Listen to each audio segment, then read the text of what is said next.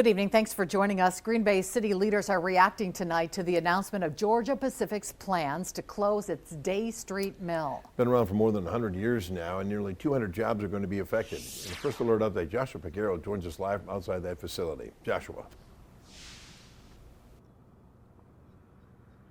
Bill and Cammie, I spoke with an official with Georgia Pacific less than an hour ago, and he's encouraging that about 190 employees are going to be affected by the closing of this plant to apply to the several other facilities they have available in the Green Bay area.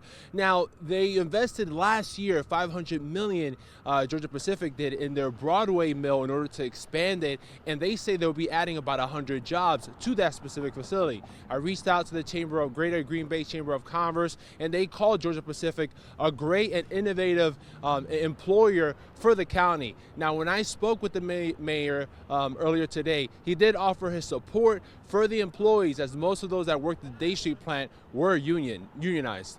Without the workers at the Day Street mill and workers throughout the paper industry, we would not have the middle class that we have here in the city of Green Bay and in this region.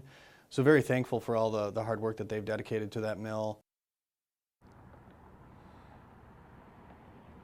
Now, coming up on Action 2 News at 6, we asked Georgia Pacific what's next with the land. Reporting live in Green Bay, Joshua Pagero, Action 2 News.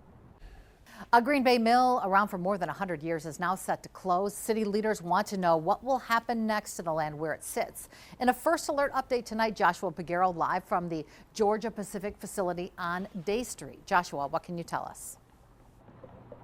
Cammie, Georgia Pacific didn't say yet what they plan to do with the facility right behind me, but I spoke with Mayor Eric Genrich earlier today, and he described the site as very advantageous whenever or if it ever hits the market. Now, this Day Street mill has been around since 1901, and it's the only facility in the Green Bay area for Georgia Pacific that is unionized. There are about 190 jobs that are going to be affected by the closure. The company says the reason they're going to be closing for over the next 18 months, and they say the reason is to stay competitive in the industry. That is a very talented workforce, and we want to keep them in our facility. So we just hope that they would evaluate open opportunities at our Broadway and Packerland mills and consider coming over and joining and remaining within the GP family. Now, in that Broadway mill that was just mentioned, last year Georgia Pacific invested $500 million. Reporting live in Green Bay, Joshua Pagero, Action 2 News. Action 2 News at 6, you're watching your first alert station. We're counting down the hours now until tonight's benefit concert in Sturgeon Bay. Organizers are trying to help the people who lost their home in that deadly fire at Butch's Bar. Joshua Pagero joins us now live from outside the Door County Fire Company, which is hosting tonight's big show. Joshua. Bill, they're preparing to start at 8 p.m., but as you can hear and see behind me, they're already practicing for tonight's show. I'll move out the way. This is going to be for the victims and those displaced by the fire, Butch's Bar fire that happened on February 22nd. There were several residents that live on the second floor. Unfortunately, two were killed, and one of the tenants has since been arrested and charged with reckless homicide. But the owner of this establishment, Door County Fire Company, which is hosting this benefit concert, says that bar also helped and provided affordable housing for some low-wage workers. They were the place for a lot of workers and other people from town to live.